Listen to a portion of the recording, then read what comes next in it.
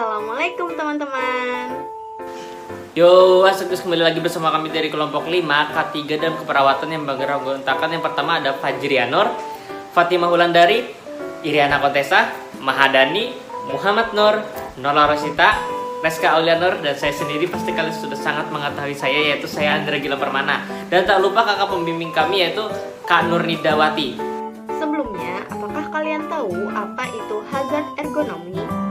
Wah, kalau aku pernah dengar tuh, salah satu contoh hazard ergonomi itu yaitu peralatan yang tidak cukup dan pakaian yang tidak mendukung. Bagaimana dengan kamu? Apakah kamu memahami apa itu hazard ergonomi beserta contoh-contohnya? Pastinya tahu dong.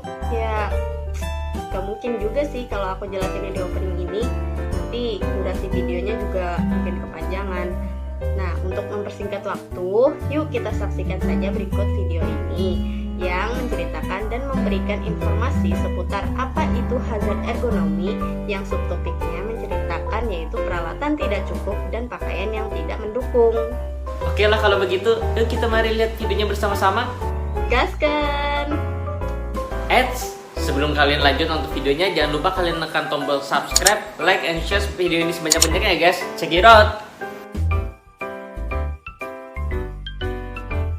Sebelum kita masuk pada penjelasan materi utama, kita harus paham dulu nih apa itu ergonomi. Nah, biar aku jelasin ya. Jadi, ergonomi merupakan istilah dari bahasa Yunani yaitu ego, kerja, dan nomos hukum, yang dapat diartikan sebagai hukum atau ilmu tentang pekerjaan. Menurut Pusat Kesehatan Kerja Kementerian Kesehatan Republik Indonesia, ergonomi adalah ilmu yang mempelajari perilaku manusia dalam kaitannya dengan pekerjaan mereka. Kemudian, kita akan menjelaskan apa itu kegunaan dari penerapan ergonomik dalam kehidupan sehari-hari. Nah, kegunaan penerapan ergonomi yang pertama, memperbaiki performasi kerja. Yang kedua, mengurangi waktu yang terbuang sia-sia dan meminimalkan kerusakan peralatan yang disebabkan oleh human error. Yang ketiga, memperbaiki kenyamanan manusia dalam kerja. Jadi, Federation of European Ergonomic Societies atau FES itu mengkategorikan ergonomi dalam 3 kelompok, yaitu pengkategorian tersebut dimaksudkan untuk digunakan sebagai panduan dalam menilai faktor risiko dan dampaknya pada pekerja di lingkungan pekerjaan. Kategori-kategori ergonomi tersebut antara lain: pertama, ergonomi fisik, contohnya postur kerja dan material handling. Kedua, ergonomi kognitif, contohnya beban kerja dan pengambilan keputusan. Ketiga, ergonomi organisasi, contohnya komunikasi dan manajemen SDM. Nah, kalian sudah memahami kan untuk ergonomi, kegunaan dan kategorinya. Sekarang kami akan menjelaskan mengenai hazard ergonomik lebih spesifik, yaitu peralatan tidak cukup dan pakaian yang kurang mendukung.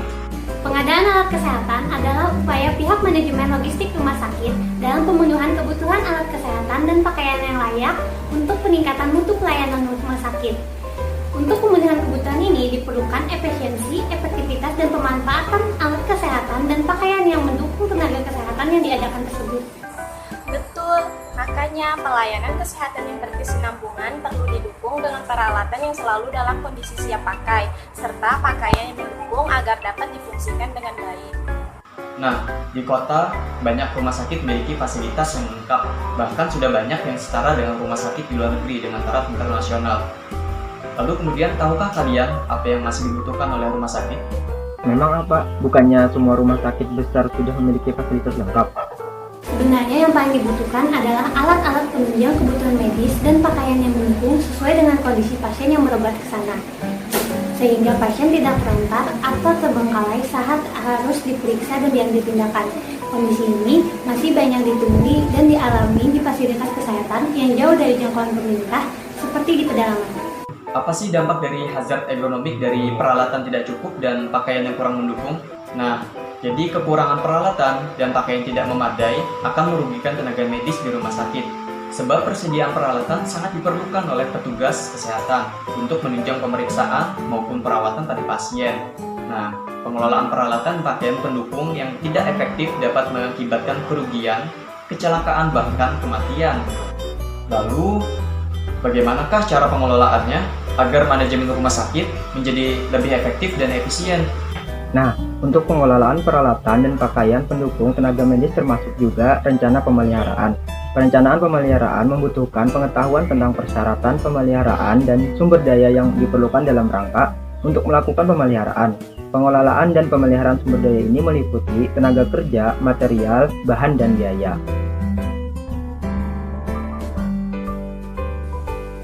Nah, udah nonton kan video kami tadi? Bagaimana? Udah pada paham belum? Mungkin sebagian aja yang paham. Lah, emang lo udah paham? Belum sih. Gimana sih lo? Ngatain orang, tapi lo aja kagak paham. Kok gue sih yang kena?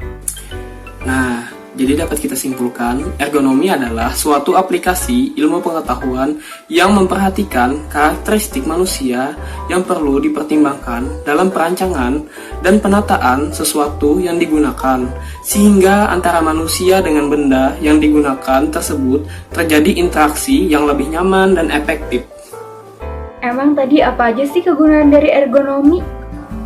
Kegunaan dari penerapan ergonom yaitu untuk memperbaiki reformasi kerja, mengurangi waktu yang terbuang sia-sia, meminimalkan kerusakan peralatan yang disebabkan human error, dan juga memperbaiki kenyamanan manusia dalam bekerja. Udah, gue aja yang lanjutin. Sebenarnya gue udah paham. Cuman tadi bercanda doang sih. Wah, parah.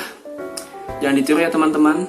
Oke, gue lanjutin ya. Jadi kesimpulannya, pengadaan alat kesehatan adalah suatu pihak manajemen logistik rumah sakit dalam pemenuhan kebutuhan rumah sakit akan alat kesehatan serta pakaian yang layak untuk meningkatkan mutu pelayanan rumah sakit sehingga tidak terjadi kerugian, kecelakaan, bahkan kematian. Maka dari itu, pengelolaan peralatan supaya peralatan tidak terbatas sangatlah perlu dilakukan. Begitu pula dengan pakaian pendukung untuk tenaga kesehatan harus dikelola juga. Nah, udah paham kan guys? Semoga udah paham ya. Mungkin itu saja yang dapat kami sampaikan. Terima kasih telah menyaksikan video kami. Mohon maaf jika ada kekurangan ataupun kesalahan dalam penyampaian materi. Semoga ilmunya bermanfaat. Oh iya, jangan lupa like, comment, and subscribe channel kami PSIK WLM 2020 K3. See you on next video. Annyeong.